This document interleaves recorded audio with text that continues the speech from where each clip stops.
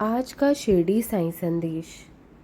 मेरे बच्चे, मैं जानता हूँ तुम्हें सफलता नहीं मिल पा रही है।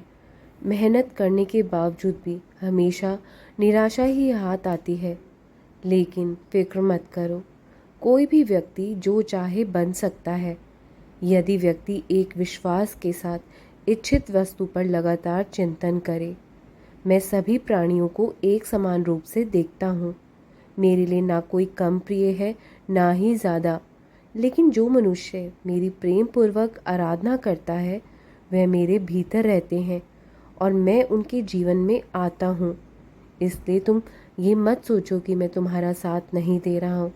मैं हमेशा तुम्हारा साथ देता हूँ, लेकिन तुम्हें दिखाई नहीं दे रहा है अभी। मनुष्य अपने भीतर मन से, विश्वास से बहुत निर्मल होता है। जैसा वो सोचता है वैसा वो बन जाता है। मेरा तेरा छोटा बड़ा अपना पराया मन से मिटा दो, फिर सब तुम्हारा है और तुम सबके हो। तुम्हें बिना फल की चिंता किए अपना कर्म करना चाहिए। जब तुम अपने कर्तव्य का पालन कर रहे हो, तुम लाभ हानि दुख दर्द किसी भी विषय में क्यों सोचते हो? मत सोचो बिल्कुल भी। अगर एक विद्यार्थी मेहनत, लगन और पूरी ईमानदारी से अपनी पढ़ाई करेगा, तो फिर उसे परीक्षा के परिणाम के बारे में सोचने की ज़रूरत नहीं पड़ती।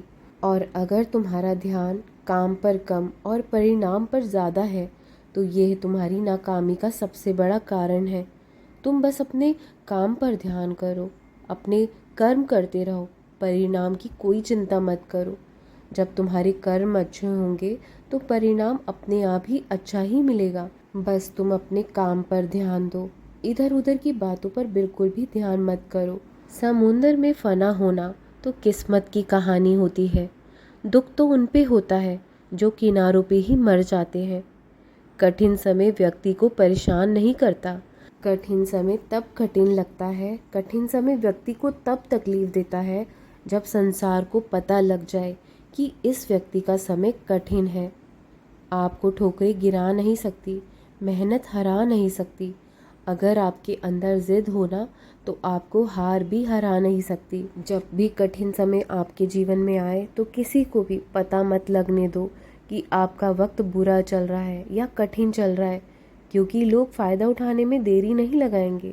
सब लोग आपकी फ़ायदे के लिए ही यहाँ पर आंखें गड़ाए बैठे हैं। इसलिए किसी को भी कुछ पता मत लगने दो कि आपका अच्छा वक्त चल रहा है या बुरा। और मेरे बच्चे, तुमने क्यों किसी से भी आस लगा रखी है? जब मैं तुम्हारा साईं तुम्हारे साथ हमेशा खड़ा रहता हूँ, साथ हूँ तुम्हारे, क्या तुम्हें मेरी आंखों में बिल्कुल दिखाई नहीं देता अपने लिए प्यार? मैं तुमसे बहुत प्यार करता हूँ और मुझे तुम्हारा ख्याल हमेशा से रहता है। मैं तुम्हारे उत्तम भविष्य की तैयारी में ही लगा हुआ हूँ। मैं तुम्हारा कभी भी अनहित नहीं होने दूंगा। लंबे समय से जो तुम्हारे जीवन में बीमारियां भी चल रही हैं ना, वो भी शीघ्र समाप्त हो जाएंगी। छोटी से छोटी मुश्किल तुम्हारी जल्द से जल्द मैं ख़त्म कर दूंगा। तुम पहले जैसे फिर से जीवन जियोगे। तुम जीवन में सफलता की सीढ़ी भी चढ़ोगे। थोड़े से दिन और इंतज़ार कर लो। जहाँ तुमने इतना इंतज़ार कर लिया है, वहाँ बस थोड़ा और कर लो। सब परिस्थितियाँ सामान्य कर दूंगा मैं। जिस तरह तुमने अपना कीमती समय औरों में व्यर्थ किया है ना, अब थोड़ा सा समय अपने ऊपर भी ध्यान देने में लगाओ। अपने मन को खुश रखना सीखो, तुम्हारी ज़िंदगी बदलती चली जाएगी। अपने लिए कुछ समय निकाला करो। अपने लिए, अपनी ख्वाहिशों को पूरा करने के लिए अपने आप को वक्त दो, क्योंकि जब तुम अपना ध्यान रखोगे, तभी तो तुम अपने परिवार के सदस्यों को भी ठीक ठाक से देख पाओगे। क्यों इतना चिंतित रहते हो? कि क्या तुमने ये लगता है मैं तुम्हारी नहीं सुन रहा हूँ? तुमने कभी किसी का बुरा नहीं किया है, फिर भी तुम्हें ऐसी ज़िंदगी क्यों दे रहा है भगवान?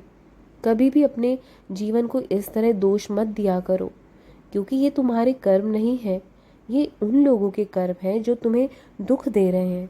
जब भी मन ज़्यादा परेशान या चिंतित होना, तो मेरी स्तवन मंजरी का पाठ कर लिया करो। मैं स्वयं आके तुम्हारे सारे कष्ट हर लूँगा।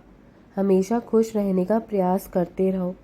और जिन लोगों ने भी तुम्हारे साथ विश्वासघात किया है ना, तो तुम्हारा दिल मैं जानता हूँ कितना दुखता है, आंखें भी रोती हैं, पूरे संसार में मन नहीं लगता है।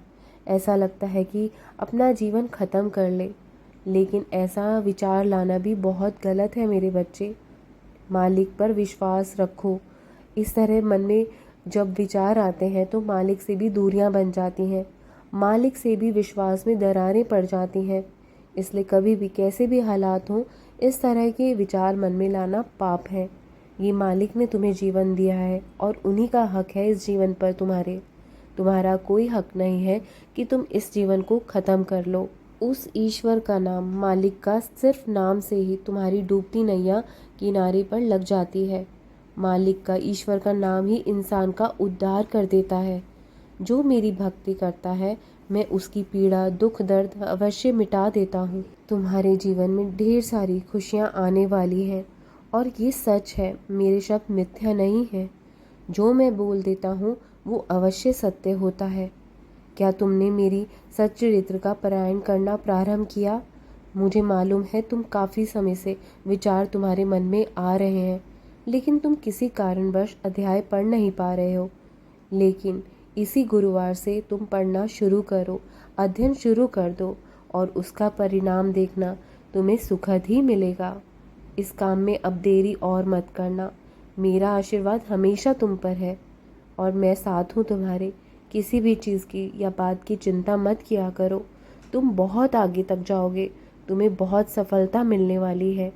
कोई साथ दे या ना दे, परंतु मैं हमेशा तुम्हारा साथ दूंगा। जब ठोकरें खाकर भी ना गिरो ना, तो समझ लेना कि तुम्हारा हाथ मैंने थामा हुआ है। तुम मेरे बहादुर बच्चे हो।